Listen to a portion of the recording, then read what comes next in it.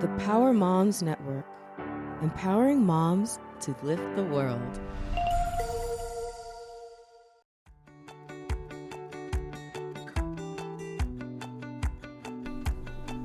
Welcome. I'm Riley Karsh. I'm Tova Kopan. We are thrilled to bring you the We Go Boldly podcast. Let's talk big burning questions, life changes, and maybe a bit of personal business. Let's be bold and brave together. Are you ready? I am. Here comes the show.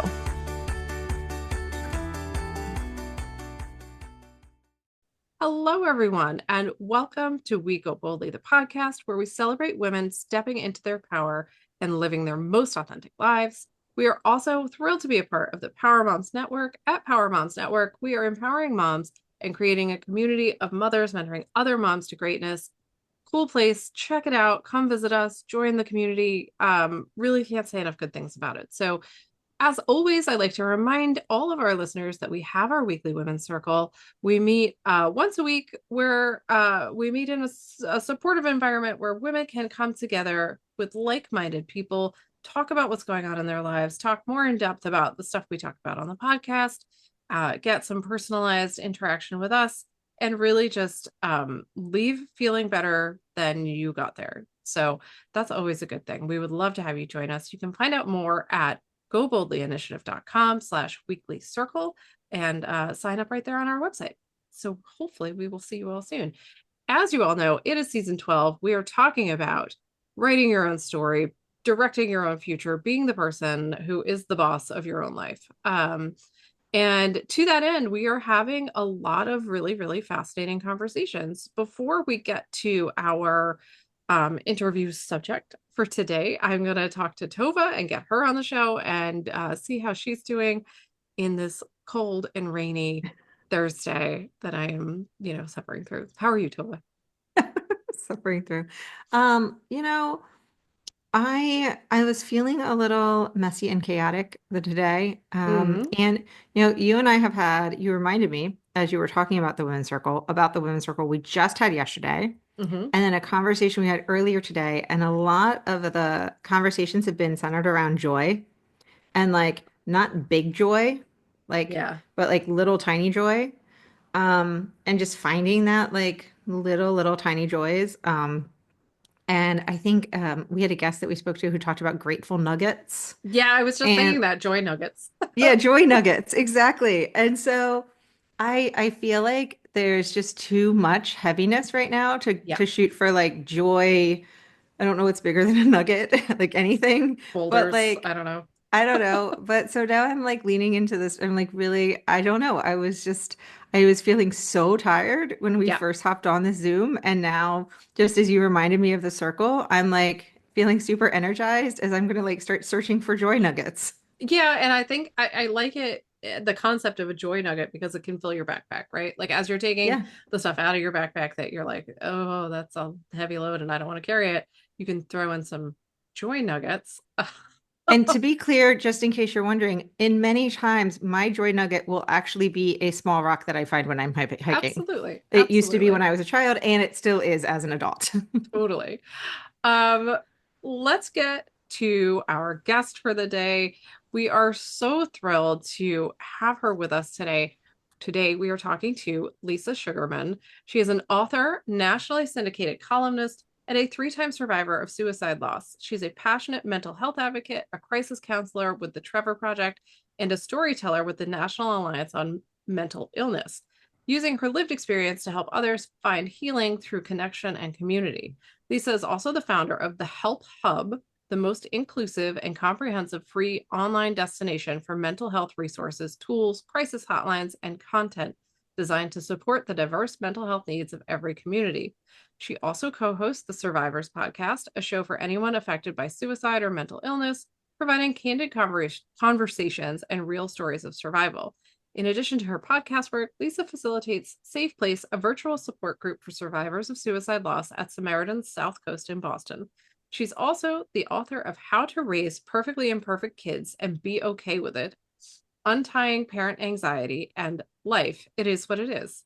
A frequent contributor to the Mental Health Television Network, Lisa's writing has also been featured in CalMarie, Healthline Parenthood, Grown and Flown, Today Parents, Thrive Global, Little Things, The Washington Post, and Psychology Today, Lisa lives and writes just north of Boston. Learn more at thehelphub.co. Hopefully I got all of that right. Lisa, welcome to the show. I was not intending on reading your whole bio, but I got excited and I kept going. So we're thrilled to have you with us today. How are you? I'm thrilled to be here. I'm great. I'm sharing the same miserable, rainy, cold, gross day here in Boston. Yeah, it's horrible. But yeah.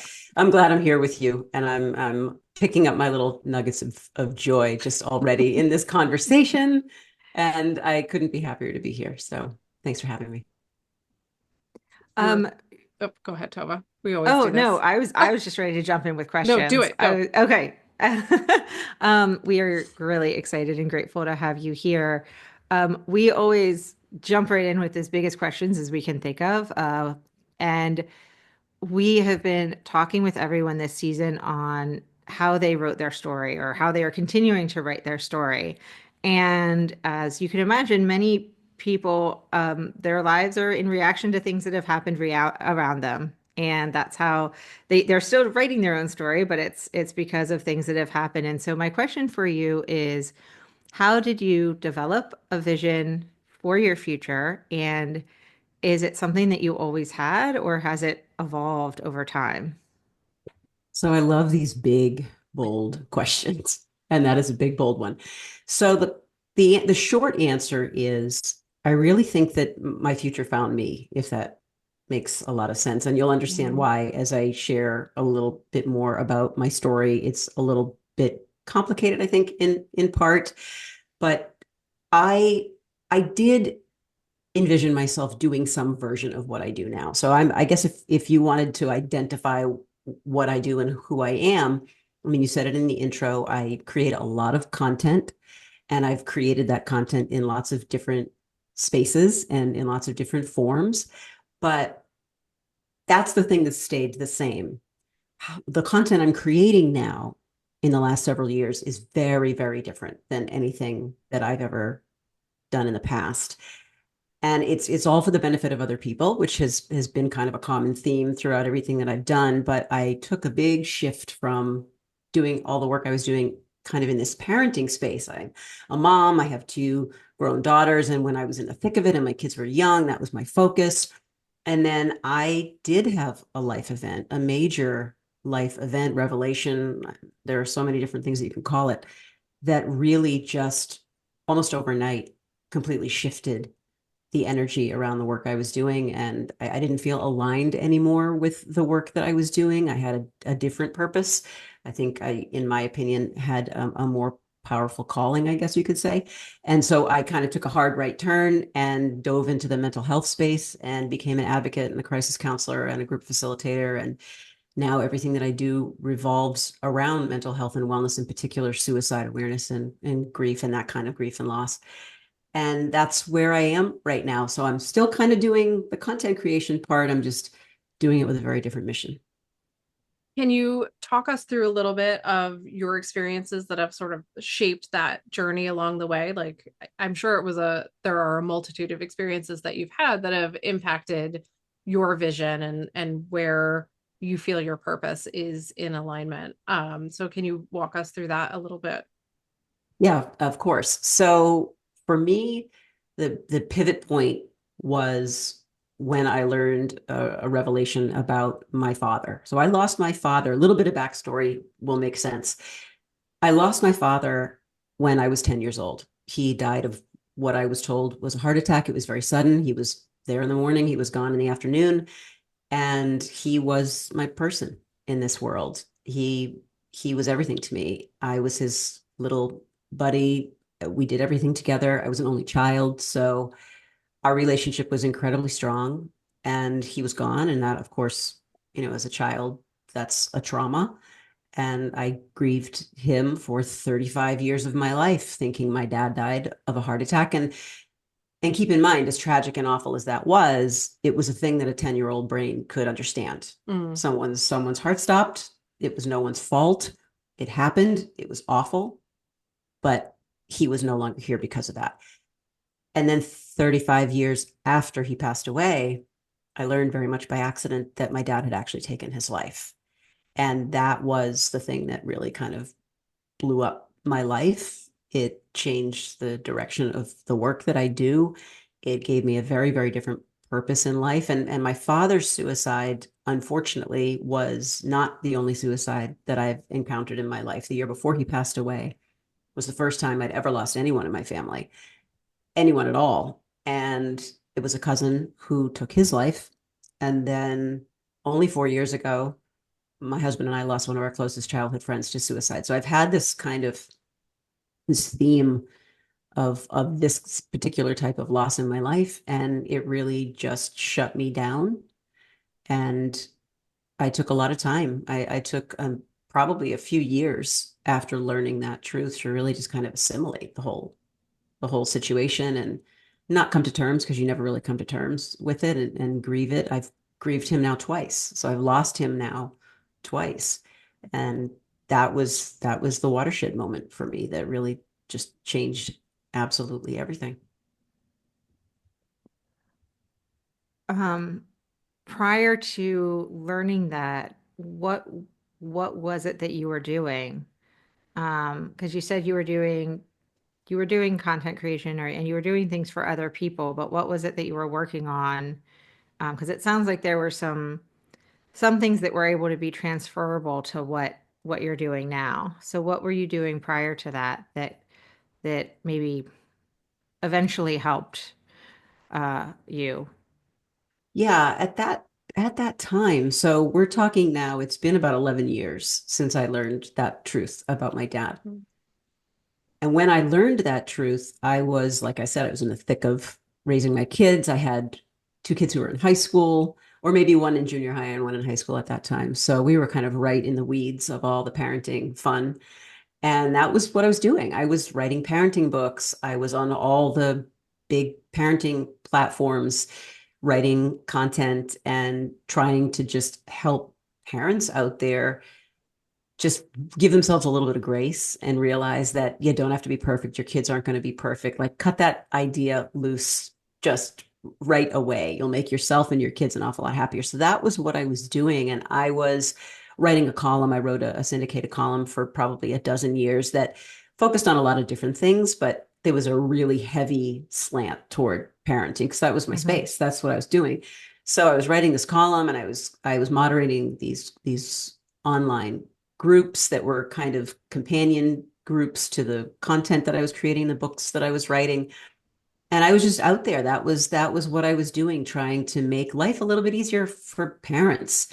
And so that really, I think a lot of the essence, maybe the theme of that work, which was this whole notion of perfectly imperfectness, that we have to kind of embrace that. I think that's the thing that really kind of did carry over, because grief and loss and suicide, they're like messy, messy things. And they are so chaotic, and it's so difficult to navigate. And the grieving process is not a straight line. It's not a linear process. It's a forever process that ebbs and flows in a million different ways. And so I think that is what carried over. I kind of applied that same thinking and philosophy to parenting, to this new challenge of mental health and wellness. Like, expect that you're going to have really, really terrible days, and expect that your grief attacks are going to hit you when you absolutely least expect it, and expect that nothing is going to go the way that you fully expect it to go without some twists along the way. So that's, I think, what carried over the most for me. I want to talk about something you said when you were talking about learning about your father's passing being a suicide rather than a heart attack. You said you knew that your purpose changed, right? That your purpose shifted. Talk to us about, because I think people really need to understand that, how to listen to themselves and how to tune into that sense of something's not right. I'm drowning in my grief. This is hard. There's still a feeling underneath all of that that's pointing me in a direction, right? So can you talk to us about, I don't know if it was a physical feeling, if it's just words in your mind that you kept having, like what what compelled you? I mean, obviously the event did, but what in you compelled you to make the shift from, okay, I'm focused on parenting, and which is important and wonderful. And now I'm focusing on the kind of a larger scale mental health scenario. What did that feel like for you? Well, it felt like all those things. I mean, there was like a visceral part. There was definitely a physical part, an emotional part where I just didn't feel that sense of alignment anymore. And I really, as someone who has been writing and creating content in so many different places for so many years, for me to really take a giant step back and feel like I couldn't dive back into that was not, I mean, it's very cathartic for me to write. It's something I've always done, but I couldn't during that period of time. And what's interesting, there was a moment where I can point to it and say, okay, that's when things changed. So I remember, this is probably maybe 4 or 5 years ago now at this point. I had been sitting with my father's suicide, that truth, for now a number of years, and was kind of emerging into a place of, okay, I need to do something with this. I didn't know what. There was no grand plan for me. And I remember it was International Survivors of Suicide Loss Day. And that's something that had never been on my radar. I was, all of a sudden, in a matter of a day, I had a new identity as a survivor of suicide loss. I didn't know what the hell that meant. I didn't know what I was supposed to do, where I was supposed to go, how I was supposed to function in life. But I came across the date in the calendar that said, this is International Survivors of Suicide Loss Day. I'd never shared my story publicly with anybody. And I thought, you know what? I'm going to. And I think it was just a simple post. I just really honored what my truth was. And I expressed that I was a member now of this community, and I really didn't know what that meant. And so I put out this post. And what happened from that is what changed the course of my life, and what changed the purpose I felt I had in the world. Because a woman who lived in Canada, was a podcaster, had a very successful podcast focusing on suicide, stories of survival. She saw my piece, and we didn't know each other. She saw my piece and she reached out to me and she said, we don't know each other. We don't have anyone in common, but I saw your piece. And I was very compelled by your story, because I did mention that I had lost my father twice. And that's not something you hear very often. So she asked me if I had ever spoken about my story publicly before. I said, nope. What I wrote was the only thing I've ever put out there. She said, would you be willing to speak to me on my podcast? And I had never given that any consideration at all, to do anything like that. And I said, yes. And it was the reaction that I got from people who heard that podcast. It was the people who DM'd me, the people who texted me, the people who called me, the people who found me to say, God, your story just struck something in me. Thank you for being honest. I appreciated your vulnerability. Thank you for telling me what you did to try and get to the point where you are now, where you can talk about it. All the things. I was getting all these comments and I was inundated, and it was so overwhelming, but it was overwhelming in an incredibly powerful way that said, okay, there's something here. Like, there's something not only cathartic for me as the one who's sharing the story, but it was equally as cathartic for the people who were hearing it for so many different reasons. And that made me want to get more involved in sharing my story, whatever that meant. And I didn't know what that meant. So I started researching, okay, well, where can I go to share my story? How can I write my story and get it out into the world? And so I slowly started writing pieces here and there, and I slowly started speaking. And I was already part of a network, just my publishing company, who has published my books, got every one of us involved with this beautiful organization, this platform called Podmatch, that we are all on. And Podmatch, of course, connects you with people who are hosts and guests, and it's kind of like the Tinder of podcasting. And true. So, yeah, and I got involved. I mean, that's how we're together. And I got involved in that, but I changed all my preferences. I changed everything from parenting space over to mental health and wellness and suicide and grief and loss. And my inbox blew up, and I just started talking. And then after that, I wanted to get involved in other ways. And I was seeking out organizations. I wanted to be a crisis counselor. I wanted to be on phone lines. wanted to be the person who someone could reach out to so that they did not have to make the same decision my father made. So I got aligned with the Trevor Project and was trained as a crisis counselor. I've been on their lifeline for 3 years now as a counselor, and, got involved with Samaritans, facilitating their grief groups for suicide loss survivors, and got involved with the National Alliance on Mental Illness, telling my story to places all over Massachusetts, which is my home state. And one thing led to another and another, and founded the HelpHUB and started a podcast for survivors of suicide loss. And here we are.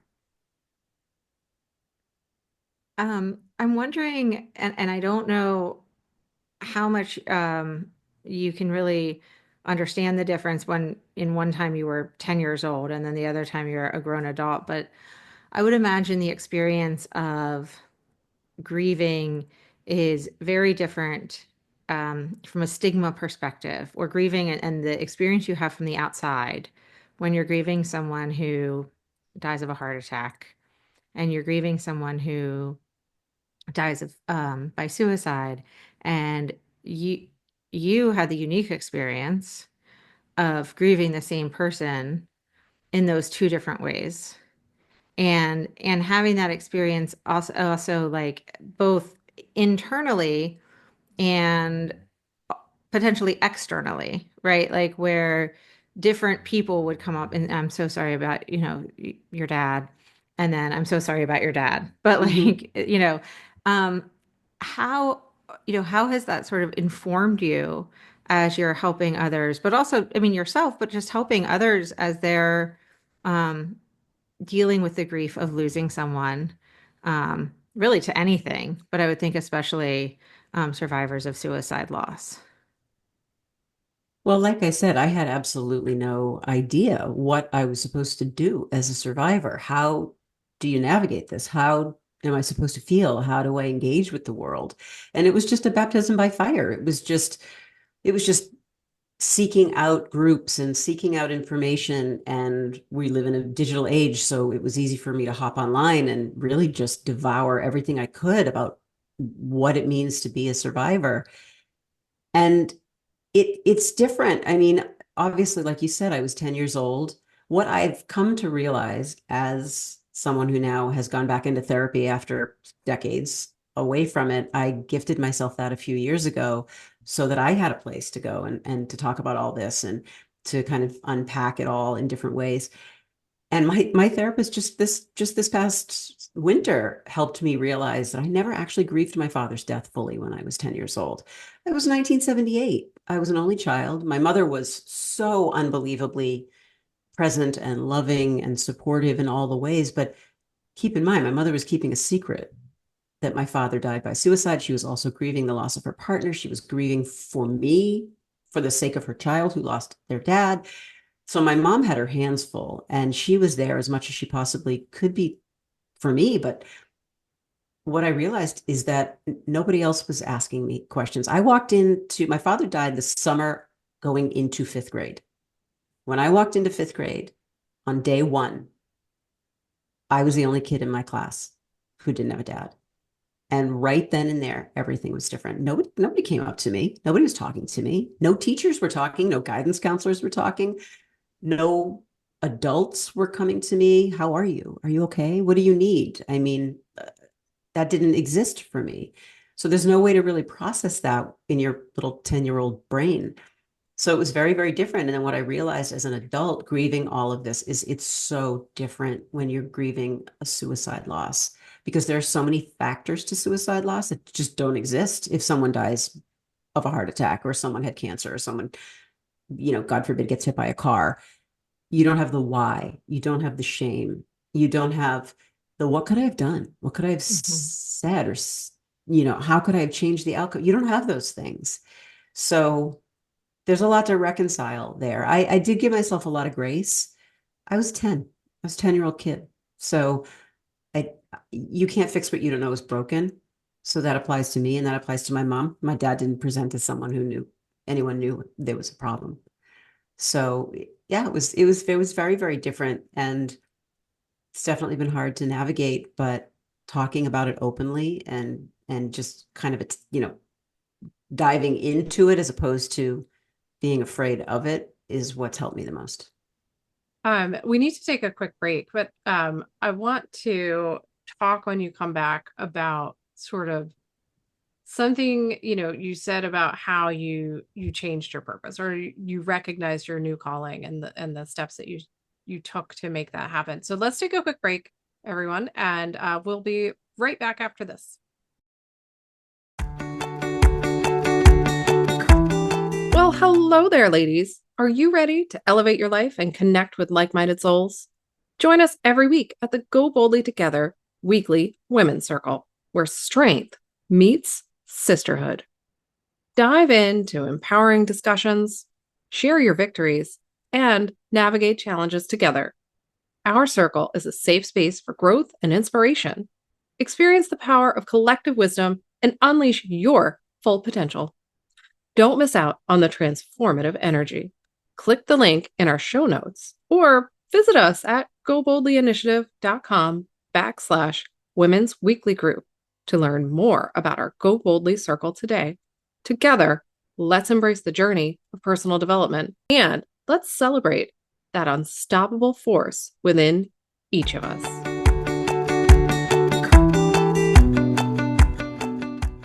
Okay, so welcome back to the show. Before the break, I know I keep hovering around the same moment, this like pivot point in your life. But I think that people struggle so deeply with change and with making making pivots in their lives and shifting their lives. And you've done it in this moment of like horrible grief and strife and struggle and difficulties. And so I want people to hear more about like the details of that and to recognize like what you said is you made a post, right? You didn't buy a company and like I don't know, you didn't do this huge thing. It was huge, but it wasn't like physically huge and it wasn't all the things at once. You made one step, right? You made a post. And then when people reached out, you reached back. And so I want you to talk to people a little bit about, how like that's a very brave thing to do. And so where does that bravery come from? The courage to be vulnerable, to be willing to risk, people shaming you or being cruel. Where does that stem from in that moment for you, or even throughout your life of like the things you've done obviously require courage, but like in this moment, where did that pivot come from? The courage to make that pivot come from? Nobody's ever actually asked me that question, and I appreciate it. I appreciate it a lot. I don't see it as courageous. I don't see it as that at all. I see it as an exercise in vulnerability. I see it as being honest and transparent. And I guess the reason why I allowed myself to kind of take that hard right turn into this new place, I suppose you could call it a place, is because I wanted to honor my dad. I think that's the biggest thing. I really wanted to honor my father, and I really did a lot of reflection on how I was feeling and how isolated I was feeling and how lost I was feeling in terms of what do I do with this? How do I communicate this? How do I engage with people around this? How do people engage with me around this? And I think I was just motivated to somehow be able to be an agent of change for other people. I think so. I have a little bracelet on my wrist, and I've had it for probably a dozen years. And it's got a little word on a little charm, and it just says impact. And I've always wanted to make an impact in whatever way I possibly can. And I think it was that really just the notion of taking what I had been through and recycling it and putting it out into the world in a way that maybe it resonated with other people. Maybe it gave other people hope. Maybe it inspired other people to be a little bit more open or vulnerable. And that's all I've got. Like that's it. Like I said, I mean, there was no grand design for anything that I've done. Even founding the HelpHUB, it was totally by accident. Every single thing that I've done since I learned about my dad's suicide has been 100% organic. And it's really just a matter of kind of taking inventory of where I am in the moment. And that's something I feel like I've always been pretty good at being able to do that. Really kind of looking deep. I've always been that kind of reflective personality type. So I guess maybe that served me in this case because I knew what I was feeling and I knew how hard what I was feeling was for me. I didn't want it to be hard for everybody. And it is going to be hard no matter what I can offer to anybody. It's still going to be hard, this kind of grief and loss in this whole situation, but maybe it can be just a little less hard in some ways. So I think that's what motivated me, honestly.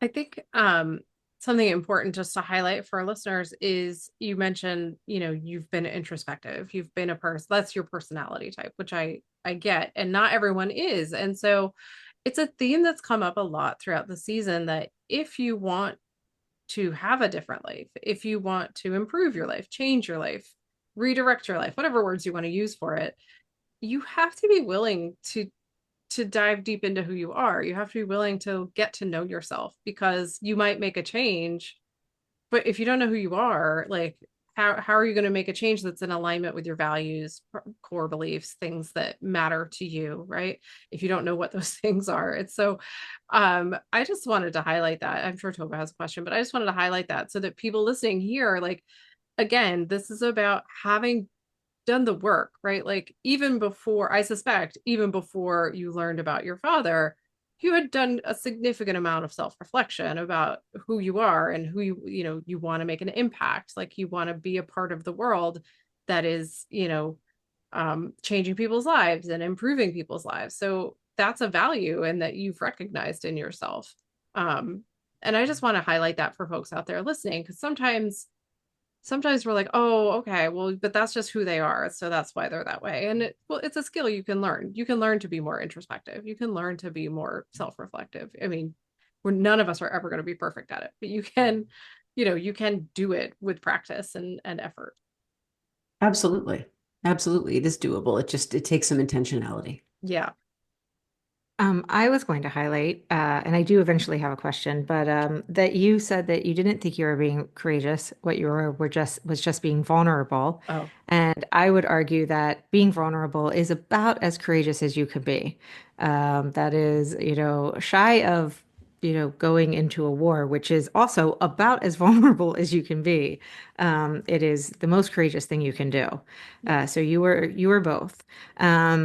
Also, I think, and this is also a comment and not a question, but we'll get there, is that so often we hear women saying, well, I didn't really do anything. It just kind of happened organically. I just put this massive website together with all of these resources because that's what I'm naturally good at. Based on decades of experience of collecting resources and knowing people and putting all of this together, it's the skill set I've built over decades of experience.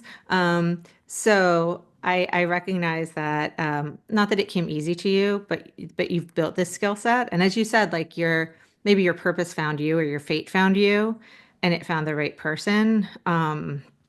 But you had these skills to really do all of these things, to create all of this. And it may have been something that you're like, oh, well, I can put this here and I can move these resources here and I can make this accessible. And I know previously with my parenting, like this makes sense. And there are so many people that would look at that and think, I have no idea where to start. And so you brought skills, and especially as women, and we've talked to a lot of women in this specific season where we've noticed, and they've noticed as we've talked to them, that like we are, as soon as something is easy as women, we discount it as a skill. yeah. We because now it's easy. So it's no longer something that we have to work hard at because it comes easy to us. So I just wanted to thank you for all the hard work, even if it was decades ago and now it's easy to you. Um, so I appreciate, all the time and effort you've put into building everything that you've had. My question to you, though, like I said, I did have a question, is, you've chosen to talk not just to survivors of suicide, which you could have said, I just want to talk to them. Um, but you've also decided and chosen to talk to people who you want to be that voice for them, that there wasn't someone to talk to your father. And um, I would imagine that neither conversation is easy to have. You're talking to either group of people, and sometimes it's the same group. Sometimes there's a person who belongs in both groups of people. Mhm. How does your conversations with one group help you talk to the other group? Or, when I'm picturing, the conversation, not that you would obviously share personal details, but like how does it make you better when you're talking with them? Whether you're on a lifeline with the Trevor Project and you are learning because you've had the opportunity to learn about people from the survivors of suicide group, or as you're talking to the survivors of suicide group and you're learning about people when you're on the lifeline of Trevor's Project. Like, you have chosen to kind of open yourself up to two groups of people, and how does that help you help both groups? I think what you're both asking some very good questions today, and I appreciate them. So I think one just definitely jumps off of the other and vice versa. I mean, I have I've experienced such incredible growth, personal growth, just by virtue of what I've learned how to do as a crisis counselor. Like that training that I've received, not only the initial training that kind of gets you prepared to be on a lifeline by yourself, but everything that's happened since then. It's been years now that I've been on this lifeline, and we're constantly learning new strategies for creating rapport with people and helping people plan for their safety and support. I continue to build my skill set that way. And it lends itself to all the conversations that I have with people when I'm moderating grief groups, and all the conversations that I have with people who come to me and share experiences that have happened. It's made me a better listener. It's made me a more empathetic human. It's allowed me to learn how to hold space so much more effectively, I think. Just that training, for instance, on the lifeline. And the same could be said for my experiences with people in grief groups. I'm learning what it is that's affecting people the most. I'm learning what narratives people spin in their heads. How do we feel so isolated? Why do we feel so isolated when we're in a world where tens of millions of people on any given day are dealing with the same thing we're dealing with, and yet everybody feels completely alone and isolated? So there's such a give and take from both sides, and there's so much cross pollination that everything feeds into everything else, if that makes sense. And I think just overall, what I've learned, especially on crisis lifelines, because we get calls from people all around the country. Sometimes we actually even get them from people out of the country, even though it's a US based service.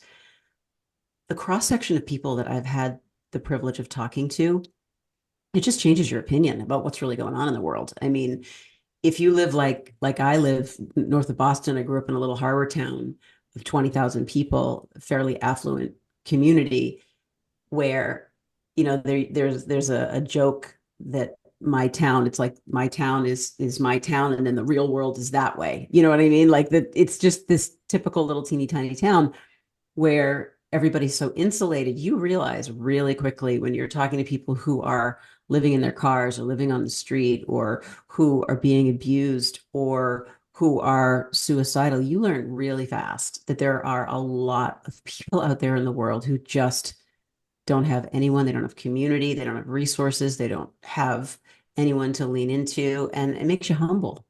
All of those things make you incredibly humble, and learning what people go through in grief groups makes you equally as humble. So, I mean, I've just really, you talk about, I know in the beginning you were talking about nuggets. You were talking about nuggets of joy. There are all different kinds of nuggets out there. And the nuggets that I have picked up from both of those experiences in my life are immeasurable. I mean, you just can't quantify them, because they're worth everything. And they help me just do what I do so much more effectively, because I get the benefit of seeing and hearing what people are really going through. In light of that sort of experience and the the weight of that, right? 'Cause it's a heavy load to carry, especially for someone who's empathetic, right? Which obviously you are an empathetic human. Um, what do you do to sort of lighten your own load? I know you said you're in therapy, which is we're huge proponents of therapy. Everyone should have a therapist. It should be like, I don't know, federally mandated therapy. Um, but what do you do to lighten your load, to, create a sense of hopefulness in the darkness that you're experiencing? I'm guessing some of the people you talk to give you some hope, but like, is there other stuff in your life that's helping you stay hopeful and stay joyful and stay excited about your journey and your path? I'm learning from people every day in all of the little spaces and pockets that I get to be a part of. I learned so much about what people are going through. I learned so much about what I continue to go through, and it can be triggering. Like, it's super triggering for me. I mean, I'm a crisis counselor. I've had a ton of suicide loss in my own life, and I hear all the time about people struggling with suicidal ideation and having made attempts and having lost people. And it's hard. It's really hard. One of the things that I've done, and that I've spent a lot of time in the last few years working on this in particular, and this is, self-preservation mainly, is creating boundaries. I really have created them. And it's something like, we're all moms. We don't do that. Right. Moms don't do that. Moms are, we're considering ourselves last, if we consider ourselves at all. There is no boundary line. Everyone's stepping over it every which way. But for the first time in my life, starting only a few years ago, I really started creating boundaries and holding that line. And that was such a huge act of self-care for me that allowed me to be able to function in these places and spaces effectively and not fall to pieces. This is not to say that I don't get off the lifeline sometimes after I've had a really heavy call and I'm like, wow, I need to cry, or I need to walk, or, I need to hug my husband or my puppy or something. I mean, those things happen, but I try to really focus on, I think it happens unintentionally, honestly. I'm just so grateful all the time for being in a position to be able to use what I've gone through for the benefit of other people. That's what drives me every single time I log into the Lifeline, or every single time I sit down to, create some kind of content. It's that idea of just being able to be of service and being able to put something out into the world that is of value to somebody else. And that's what keeps me going. I mean, I've had to learn the hard way, like everybody does, that grief and joy can coexist. We just have to allow it to happen. We have to make the space for it. We have to accept that some days are going to be really shitty days and other days are going to be brighter, and we are allowed to experience that. We can give ourselves permission to experience that. So that's just how I just lead, with gratitude most of the time. For a while it was intentional, and now it's just kind of force of habit, and it served me pretty well. I know we're going to wrap up because we're going to move to our quick response question soon. But before we do, what vision do you have, or what plans do you see for what's next as you're continuing to write this story for yourself? Well, I'm actually, it's funny you use those words in particular, because I am actually writing this story. I was hoping you were going to say that. Yeah. Yeah. She was setting So, you up. yeah, I love that. Was a great setup. So my next book is actually in my publisher's hands right now. We're working furiously to get the editorial process done, and it will go into layout this summer, and hopefully advanced copies will be out around the first of the year. So this is a very different kind of body of work than I have done before. Everything I've written in the past are all parenting related books. And this is also for parents. Probably not first and foremost. First and foremost, it's for survivors of suicide loss. And of course, parents can certainly take advantage of the content that's in there, but it's a memoir. It's about losing my dad twice and how that's possible and what that looked like for me and what it looked like to have your world blown apart and then to try and, rebuild that world in a very different way and embracing that. And I've also worked really hard to distill down the website, the platform that I created, the HelpHUB, into that book as well, so that when someone's reading the story of what I went through, and maybe there's a connection point there, maybe they've gone through something else. Well, you read a story and then it's like, what do I do now? I want to get help. I want to give them those next steps. I want to give them the language. I want to give them the resources and the tools. So all of that content is also going into this book. So it's been a labor of love for a long time. So that's one thing that's coming next. I also mentioned my podcast, The Survivors, is dedicated to the over 94 million people around this world who are in some way touched by suicide every year. It's a place where you can come and you can listen to just unfiltered conversations from people who understand what it's like to be a survivor of that kind of loss or that kind of an attempt. My co-host is an attempt survivor.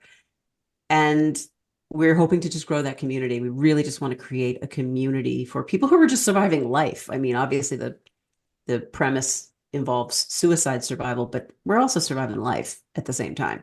So I want to grow that community and then just continue to grow the HelpHUB community and build onto what that has become in the past 6 or 8 months. It's a fairly new platform. It's only been around since the winter time and it's growing like crazy. Lots of great partnerships and anyone who, if you visit the HelpHUB after hearing this interview and you check out the resources and you see that there's a resource I don't have on there, please let me know. Please reach out. That's how I continue to update it and make it more comprehensive. So that'll be growing too. So there's a lot in the cooker right now.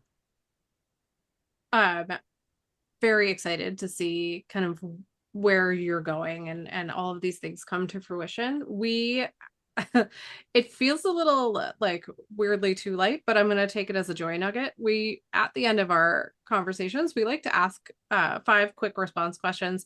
They are fluffy questions meant to sort of be a palate cleanser for everyone and help people get to know you a little more on the lighter side. So Tova's going to ask you those, and I am going to get out of the way. I love that. I love it.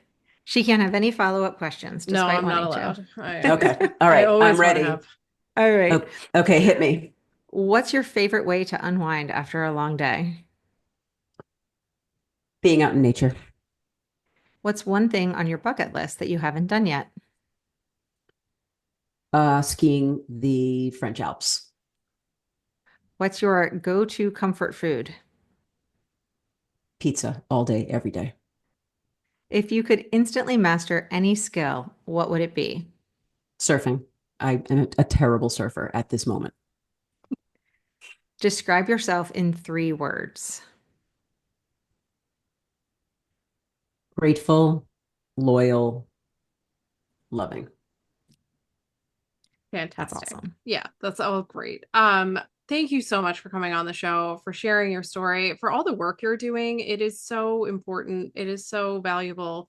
People really need you and the work that you're putting out there and the energy, I would call it, that you're putting out into the universe is so important. And I appreciate it. I know a lot of other people do as well. We've loved talking to you, loved having you on the show. Do you want to, we kind of went over it, but you want to just let everyone know where to find you if they want to like see the podcast, if they want to find you on social media, all that kind of stuff? Absolutely. And also just spending time with the two of you has just been the highlight of my day. I just appreciate it so much. You're both wonderful and can't tell you how much I appreciate just being able to have the conversation. So if anybody wants to find me or anything that I do, they can just go right over to the helphub.co. And that's where everything that I do lives. It's where my podcast can be found. I mean, the podcast is, of course, anywhere that you get your podcasts, but it also pipes into the HelpHUB. The HelpHUB also has a YouTube channel with lots and lots, a huge archive of short form video clips that really just talk about all the things mental health related, suicide related, that pipes in there as well. All the books I've written, the content that I've written, the column archives that I have, any interviews that I've done, it's all there, and you can reach me there. All my socials are there. So that's the best place to go.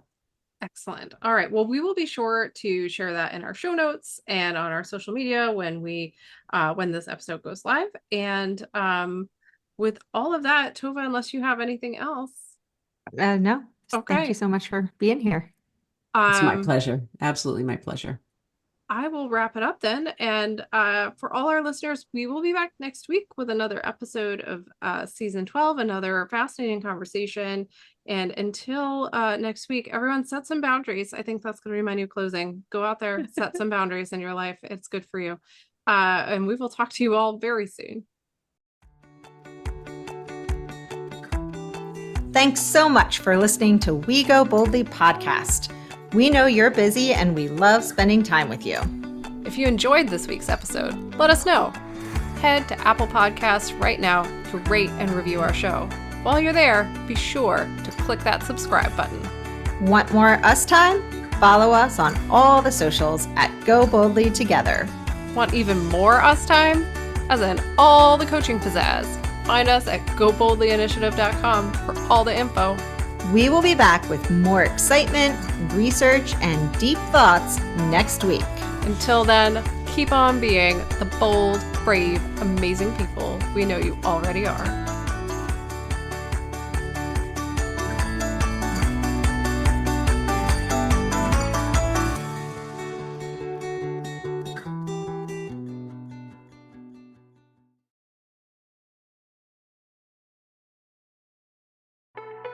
The Power Moms Network, empowering moms to lift the world.